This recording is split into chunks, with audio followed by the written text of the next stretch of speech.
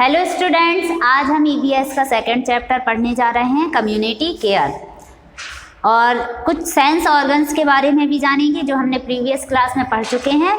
आइए देखते हैं। We live in a community. Our life in a community can only be happy and fulfilling if we live in harmony and care for each other. The sense organs. Some organs of our body make us aware of our surroundings. They help us to sense or feel the things around us. These organs are called sense organs. There are 5 sense organs in our body.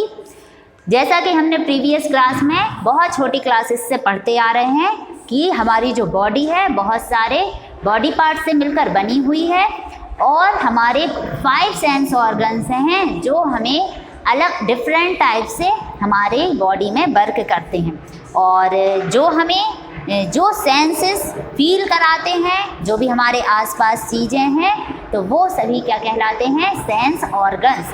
और यह organs 5 होते हैं जो हमें पहले से पता है। और ये कौन से हैं ये आपको फिर से एक बार रिवाइज कराते हैं। They are the eyes, the ears, the nose, the tongue and the skin. ये जो 5 सेंस ऑर्गन्स हैं, आईज, ईयर्स, नोज, स्किन और टंग है। All these organs help us to understand what is happening around us. वो सारे sense organ जो 5 sense organs हमारी body में हैं वो हमें यह बतलाते हैं, अंडरस्टैंड करते हैं कि हमारे चारों ओर क्या हो रहा है। Our senses are very important for us. We are lucky that we are able to use our sense organs well. और हम बहुत ही लकी हैं कि हमारे सारे जो 5 सेंस ऑर्गन्स हैं हम उन्हें यूज़ कर पा रहे हैं। जैसे कि आइज से we can see with the help of our eyes, we can smell with the help of nose, we can hear with the help of our ears, we can feel everything with the help of our skin, and also we can smell with the help of our nose. तो इस प्रकार से 5 sense organs अलग अलग work करते हैं। There are some people who are not able to use one or more of their sense organs or a part of their body fully. और कुछ ऐसे लोग हैं जो अपने सारे सेंस ऑर्गन्स जिनके वर्क नहीं करते हैं और वो अपनी बॉडी में पूरी संपूर्ण नहीं हैं। They are known as differently abled और स्पेशल प्यूपिल। और हम उन्हें किस नाम से जानते हैं? स्पेशल प्यूपिल या डिफरेंटली एबल्ड प्यूपिल के नाम से हम उन्हें जानते हैं। Because they have special needs, such people need a lot of love, care and attention. वो इसलिए हम उन्हें स्पेशल प्यूपिल कहते हैं क्योंकि ऐसे लोगों की केयर बहुत ही ज़रूरी रहती है और उनके लिए अटेंशन और उनको लव और उनको केयर की बहुत आवश्यकता रहती है।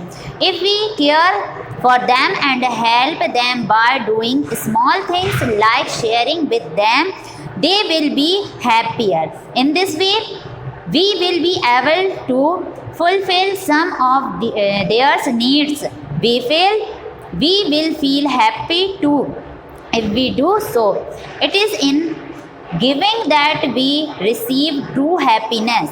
If the people around us are happy, we feel happier, and the world will be a better place to live in.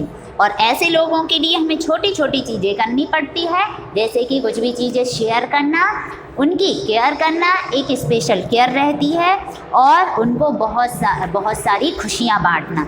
यदि ऐसे व्यक्ति खुश रहेंगे तो हमारी दुनिया भी बहुत ही खुश रहेगी और वहाँ पर रहना और लीव करना बहुत ही आसान हो जाएगा। We can start by helping the people close to our home and schools. This is our community. और यह हमें सब स्टार्ट करना है हमारे घर से और हमारे स्कूल से। पीपल विथ स्पेशल नीड्स, ऐसे व्यक्ति जिनकी स्पेशल नीड्स केयर बहुत ज़रूरी होती है।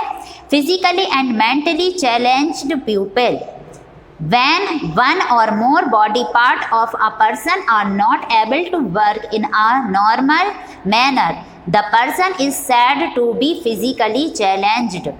People are physically challenged either by birth or they become physically challenged later in life due to some accident or injuries.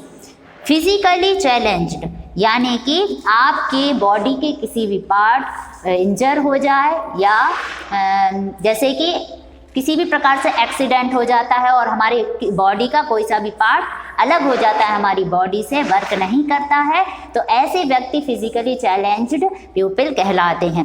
ये या तो व्यक्ति के बर्थ यानी जन्म से भी हो सकता है, साथ ही कुछ इंसिडेंट्स ऐसे हो जाते हैं, एक्सीडेंट हो जाते हैं जिससे हमारी बॉडी के पार्ट्स इंजर हो जाते हैं या अलग हो जाते हैं, तो ऐसे लोग भी फिजिकली चैलेंज्ड प्यूपिल कहलाते हैं।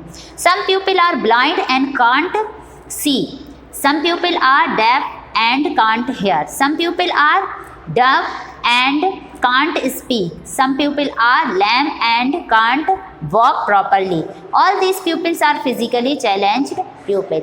कुछ लोग जन्म से अंधे होते हैं या बहरे होते हैं या बोलने की क्षमता उनकी नहीं होती है या वो चल नहीं पाते हैं, या तो उनके साथ ये बर्थ के साथ ही ऐसी प्रॉब्लम्स होती है या तो कुछ एक्सीडेंट के कारण ऐसा हो जाता है, और ये सारे लोग क्या कहलाते हैं? फिजिकली चैलेंज्ड प्यूपिल कहलाते हैं।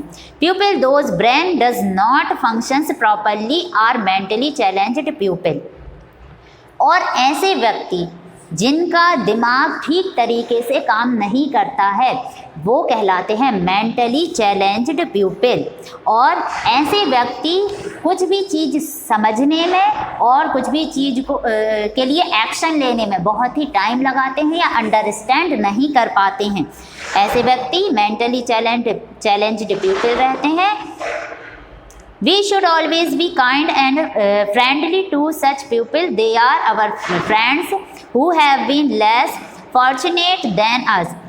They need our special care and attention. और ऐसे सभी लोगों के साथ हमें कैसा व्यवहार करना चाहिए? फ्रेंडली, और हमें उनके साथ एक फ्रेंड की तरह रहना चाहिए, साथ ही हमें उन्हें अटेंशन देना चाहिए। कई बार ऐसा होता है यदि क्लास में कोई सा बच्चा ऐसा होता है मेंटली चैलेंज्ड स्टूडेंट हो या तो फिज़िकली चैलेंज्ड स्टूडेंट हो, कई बार हम उसे अपनाने में दिक्कत होती है, उसे समझने में दिक्कत होती है, तो और साथ ही हम उसे अवॉइड करते हैं। बच्चे अक्सर अपने जैसे बच्चों के साथ रहना पसंद करते हैं, बट यदि हमारी क्लास में ऐसे कोई स्टूडेंट्स हैं तो हमें उसकी केयर करना चाहिए और उसे अटेंशन भी देना चाहिए। साथ ही हमें जो हमारे बुजुर्ग रहते हैं या जो सिक प्यूपिल हैं उनके एक्स्ट्रा केयर की बहुत ज़रूरत होती है। यहाँ एक कॉन्सेप्ट न्यू दिया गया है, ब्रेल स्क्रिप्ट। तो हम इसे जानते हैं, ब्रेल स्क्रिप्ट क्या है? Braille is a system of reading and writing for blind people using राइज्ड dots. ये एक सिस्टम है, और यह सिस्टम किसके लिए बनाया गया है? यह सिस्टम अंधे लोगों के लिए बनाया गया है जो इन बुकों से नहीं पढ़ सकते, नहीं देख सकते हैं। तो इससे हम रीड कर सकते हैं यानी पढ़ सकते हैं, साथ ही हम लिख भी सकते हैं। और इसमें इसकी बनावट एक डॉट जैसी रहती है, डॉट यानी बिंदी, इस प्रकार से इसकी बनावट की गई है। Since the blind can't read with their eyes they feel and identify the letters bye touching the राइज्ड dot with their fingers.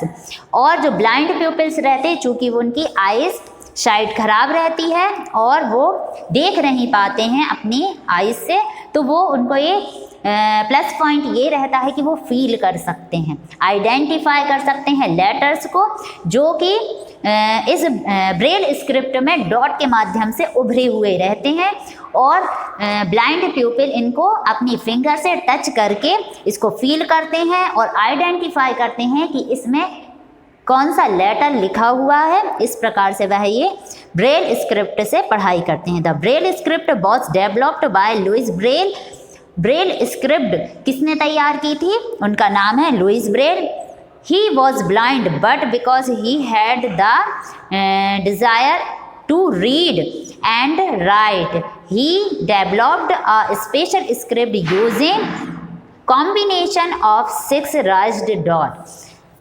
उन्होंने एक स्पेशल सिस्टम तैयार किया और वो 6 डॉट से मिलकर बना हुआ है और इससे अलग अलग लेटर्स को बनाया गया है, जिससे कि सारे ब्लाइंड स्टूडेंट्स, ब्लाइंड प्यूपिल पीछे ना रह जाएं पढ़ाई में और अपनी फिंगर से उन्हें टच करके सारे लेटर्स को पहचाने। इससे ब्लाइंड प्यूपिल रीड और राइट कर सकते हैं।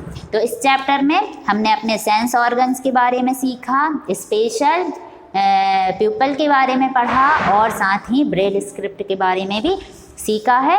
आई होप आपको इस चैप्टर में कोई दिक्कत नहीं होगी, आप इसको बहुत ही अच्छे तरीके से समझिए और मिलते हैं न्यू चैप्टर के साथ न्यू वीडियो में। Thank you very much.